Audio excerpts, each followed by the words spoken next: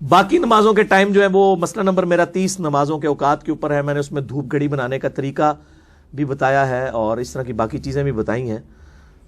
فجر کا وقت جو ہے وہ ظاہر ہے کہ صبح صادق وہ 18 ڈگری کا اینگل ہے ٹو لائٹ کا, وہ کیلکولیشن کے بعد جو نکلتا ہے. بہرحال جو صبح صادق ہوتی ہے یعنی مشرق کی طرف جو سفیدی نمایاں ہوتی ہے اس کے وقت یعنی ٹائم فجر کا شروع ہو جاتا ہے اور سورج نکلنے تک رہتا ہے. اور جب سورج کی ٹکیا نکلنا شروع ہوتی ہے اس ٹکیا کے نکلنے کے دوران کا جو ٹائم ہے نا وہ مکروہ ٹائم ہے. بخاری مسلم میں آیا کہ اس وقت میں آپ نماز نہیں پڑھ سکتے. جب پوری ٹکیا باہر آ جائے, اشراق کا وقت ہے, کسی کی فجر رہ گئی ہے, اس وقت پڑھ سکتا ہے. اسی طریقے سے جو ظہر کا وقت ہے وہ زوال آفتاب کے بعد یعنی شروع ہو جاتا ہے. جب زوال یعنی زوال آفتاب کے بعد نہیں کہنا چاہیے, آفتاب جب زوال کرتا ہے. زوال کا مطلب کیا ہے؟ یعنی فجر کا وقت جب ختم ہوا یعنی سورج نکلا, سپوز نکلا وہ سورج 7 بجے اور مغرب ہو رہی ہے 5 بجے. 7 اور 5 کے درمیان میں جب سورج پہنچے گا نا بالکل سینٹر کے اندر, اس درمیان کو جیسے ہی کراس کرے گا ظہر کا وقت شروع ہو جائے گا.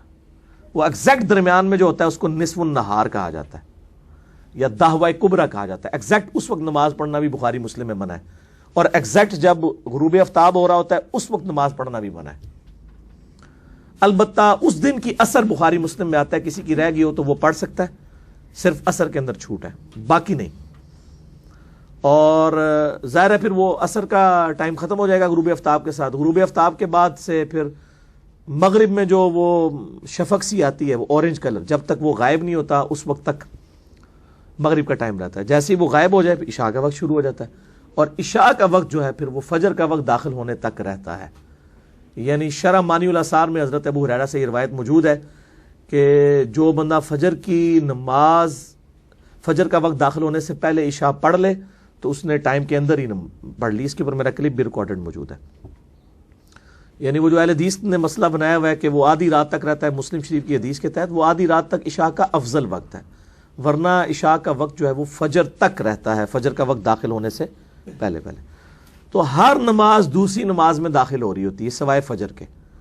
فجر کے بعد تھوڑی دیر وہ آتا ہے ٹائم مکروہ وقت, اور پھر اشراق کا وقت ہوتا ہے. ظہر کا وقت ختم ہوتا ہے تو عصر کا وقت شروع ہو جاتا ہے, عصر کا وقت ختم ہوتا ہے تو مغرب کا وقت شروع ہو جاتا ہے, مغرب کا وقت ختم ہوتا ہے عشاء کا وقت, عشاء کا وقت ختم ہوتا ہے فجر کا وقت.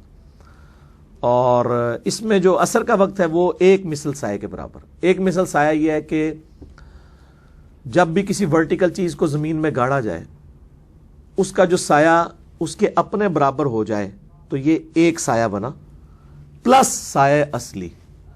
سایہ اصلی یہ ہوتا ہے کہ سورج اپنے ٹریک کے دوران جب بھی کسی چیز کا سایہ بنا رہا ہوتا ہے نا تو سب سے کم سایہ جو پورے دن میں آتا ہے اسے کہتے ہیں سایہ اصلی. گرمیوں میں یہ بہت تھوڑا ہوتا ہے, بعض کا زیرو بھی ہو جائے گا. اگر آپ خط استوا پہ چلے جائیں تو بالکل زیرو. ہمارا بھی گرمیوں میں چھوٹا سا سایہ ہوتا ہے دن کے وقت, بالکل جب درمیان میں سورج ہوتا ہے. سردیوں میں وہ بعض کا اپنے سائے سے بھی بڑھ جاتا ہے کیونکہ سورج وہ افق کے ساتھ ساتھ چلتا ہے نا. گرمیوں میں تو ایسے اوپر سے جاتا ہے تو اس لیے سایہ کم. سایہ اصلی پلس ایک مثل سایہ ہو جائے تو عصر کا وقت شروع ہو جاتا ہے, مغرب تک رہتا ہے. لیکن صحیح مسلم میں حدیث ہے کہ آپ نے سورج زرد ہونے سے پہلے پہلے نماز پڑھ لینی ہے, ورنہ وہ منافق کی نماز ہے. بہت ڈیلے کرنا, یا جس طرح ہمارے حنفی حضرات نماز کو جان بوجھ کے بالکل 1 گھنٹہ رہ جاتا ہے مغرب میں تو اس وقت پڑھ رہے ہوتے ہیں, تو اس میں ثواب میں کمی آتی ہے. نماز تو ہو جائے گی لیکن نماز وہی وقت جو میں نے بتایا عصر کا. تو یہ مسئلہ نمبر 30 میں نے ڈیٹیل کے ساتھ نمازوں کے اوقات بتائے. تو ان سارے اوقات کے اندر نمازیں جو ہیں وہ اپنی اپنی اوقات کے اندر پڑھی جائیں گی. ہاں اگر کوئی سفر کے اندر ہے یا کوئی شرعی عذر لاحق ہے یا کوئی اور اس طرح کا ایشو ہے یا کبھی کبھار والا معاملہ ہے تو نماز جمع بھی کی جا سکتی ہیں, ظہر اثر جمع کی جا سکتی ہیں, مغرب و عشاء جمع ہو سکتی ہے. صحیح مسلم میں اوپر تلے 10 حدیثیں ہیں 1633 سے آنورڈ تک کہ آپ صلی اللہ علیہ وسلم نے بغیر خوف کے, بغیر بارش کے, اور مدینہ شریف کے اندر مراد بغیر سفر کے, یعنی کوئی بھی مجبوری نہیں تھی. یہ صحابی اس لیے بتا رہے ہیں تاکہ پتہ چلے کہ بغیر مجبوری کے آپ نے جمع کیا ہے. اور بعض لوگ کہتے ہیں اس میں یہ تو نہیں لکھا ہوا کہ بغیر وجہ کے.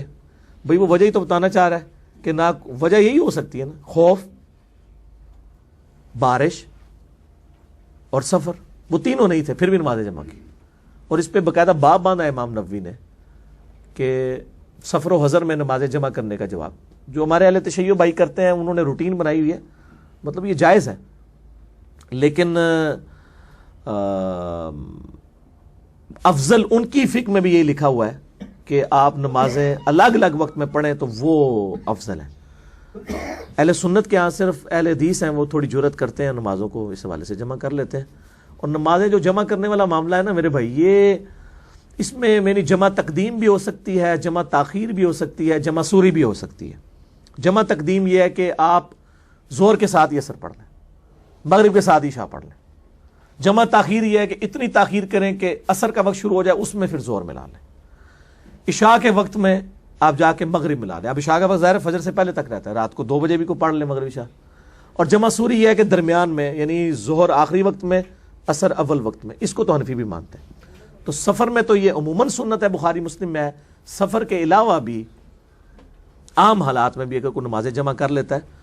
اور ہمارے جو یورپ میں، امریکہ میں لوگ جابز کرنے کے لیے اتنا سفر کر رہے ہوتے ہیں، وہ سب ویز میں جا رہے ہوتے ہیں اپنے آفس ٹائمنگ میں، ان کو تو چاہیے نمازیں قصر بھی کریں اور جمع بھی کریں. زور کے 2 فرض، عصر کے 2 فرض پڑھیں. عشاء بے شک گھر آ کے پڑھ لیں، مغرب کے 3 فرض، عشاء کے 2 فرض. تو ان کے لیے تو آسانی ہے، کوئی مطلب اس میں ایشو ہی نہیں ہے.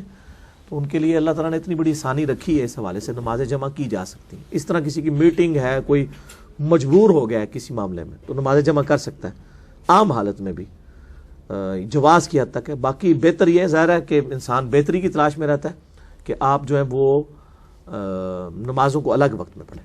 ٹھیک ہو گیا.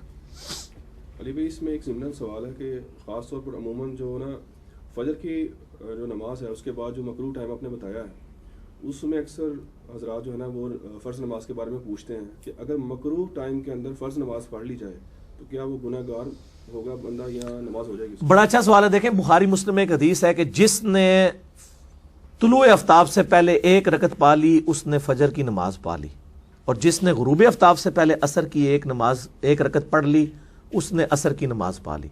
کیا مطلب ہوا کہ اگر سورج نکل رہا ہے آج کل سپوز 6:50 پہ، ایک بندے نے گھڑی سٹینڈرڈ ٹائم ہونا بھی شرط ہے، یہ نہیں کہ آپ کی گھڑی سٹینڈرڈ ٹائم ہو.